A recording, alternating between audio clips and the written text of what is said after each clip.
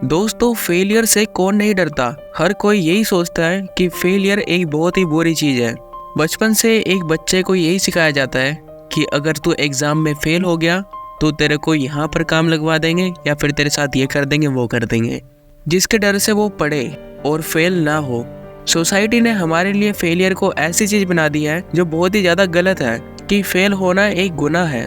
But जितने भी आप सक्सेसफुल पीपल्स को देखते हो वो भी फेलियर से ही गुजरे हैं। अब जैसे कि हैरी पॉटर की बुक थी, वो 12 लोगों से रिजेक्ट होने के बाद फाइनली पब्लिश हुई और आपको पता ही है कि हैरी पॉटर कितनी ज़्यादा फेमस है। ऐसे बहुत सारे एग्जाम्पल्स हैं जिसमें लोग फेलियर से सीखते हैं, उससे हार नहीं मानते और उस फेलियर को सक्सेस में बदल देते हैं। तो नमस्ते दोस्तों, आज हम बात करेंगे फेलियर से सीखे कैसे। फेलियर ऐसी चीज़ है जिसे हर कोई गले नहीं लगाना चाहेगा। अब जैसे कि कोई ट्रेडर है, वो चाहेगा कि वो ऐसे स्टॉक्स खरीदे जो कभी फेल ना हो, आगे जाकर उसे अच्छा प्रॉफिट दे। तो चलिए बात करते हैं फेलियर के बारे में कि फेलियर से सीखे कैसे। नंबर 1, फेलियर को अपनाना। हम सभी ने कभी ना कभी कुछ तो गलत किया ही है, लेकिन उससे हमें मिला क्या है? हम उससे सीख सकते हैं और अपने एक्सपीरियंस को बेटर बना सकते हैं। अब लोग क्या करते हैं कि एक बार फेल हो गए रोने बैठ जाएंगे, डिप्रेशन में चले जाएंगे। नहीं यार, ऐसा नहीं करना चाहिए।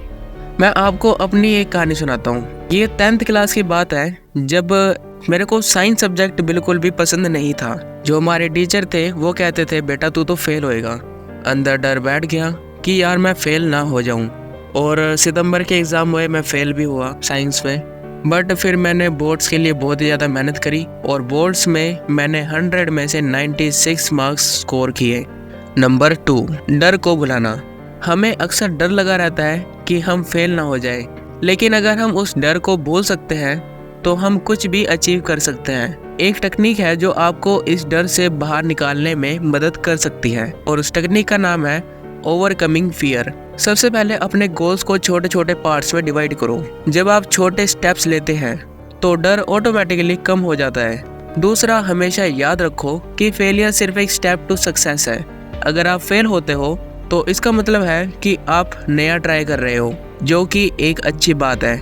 अगर आप कोशिश करने के बाद फेल हो रहे हो तो आप फेलियर नहीं हो, बट अगर आप कोशिश ही नहीं कर रहे तो आप फेलियर हो। अब कई बच्चे क्या करते हैं कि सारा साल पढ़ेंगे नहीं और बाद में कह देंगे a single sheet of paper can't decide my future. ऐसा नहीं होता भाई। नंबर 3, फेलियर का एनालिसिस। जब हम फेल होते हैं तो हमें समय निकालना चाहिए और सोचना चाहिए कि हमने क्या गलत किया है। ये एनालिसिस हमें फ्यूचर में बेटर बनाने में मदद कर सकता है और इस टेक्निक का नाम है स्ट्रेटजीज फॉर रिफ्लेक्शन। अपने फेलियर को लिखो और उन्हें डिटेल में एनालाइज करो। सोचो कि किस फेज में गलती हुई थी और उस गलती को कैसे अवॉइड किया जा सकता है। इस प्रोसेस को अपने डेली रूटीन का पार्ट बना लो ताकि आप हमेशा इम्प्रूव करते रहो। नंबर 4, सीखने का उपयोग। आज आप सोच रहे होगे कि मैं इतनी शुद्ध हिंदी क्यों बोल रहा हूँ, ताकि आपको अच्छे समझ आए। बाय द वे, अब हम अपने फेलियर से सीखे हुए लेसन को अपनी लाइफ में अप्लाई करना सीखते हैं। ये सबसे इम्पोर्टेंट स्टेप है, क्योंकि बिना इम्प्लीमेंट करे लर्निंग अधूरी रह जाती है। अगर आप अपने टाइम मैनेजमेंट में फेल हो चुके हो तो अपने डेली शेड्यूल में चेंज लाओ। अगर आपने किसी प्रोजेक्ट में गलती की थी तो नेक्स्ट प्रोजेक्ट में वो गलती दोबारा मत करना। ये स्मॉल चेंजेस आपको लॉन्ग टर्म में सक्सेस देंगे। याद रखिए, फेलियर सिर्फ एक्सपीरियंस है, हमें उससे सीखना है और आगे बढ़ना है। अगर आपको ये वीडियो पसंद आया हो तो लाइक शेयर सब्सक्राइब करना ना भूलें। मिलते हैं आपसे नई वीडियो में।